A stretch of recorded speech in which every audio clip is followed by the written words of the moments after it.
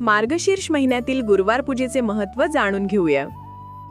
या महिन्यातील गुरुवार विशेषतः महालक्ष्मी देवीच्या उपासनेसाठी अत्यंत पुण्यदायी दिवस मानला जातो. या दिवशी माता महालक्ष्मीची मनोभावे पूजा केल्याने महालक्ष्मी देवी प्रसन्न होते आणि घरात धनधान्य वाढते.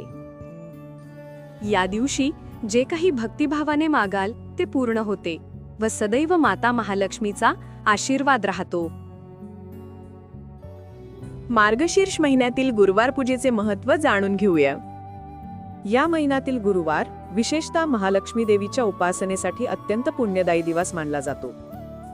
या दिवशी माता महालक्ष्मीची मनोभावे पूजा केल्याने महालक्ष्मी देवी प्रसन्न होते आणि घरात धनधान्य वाढते.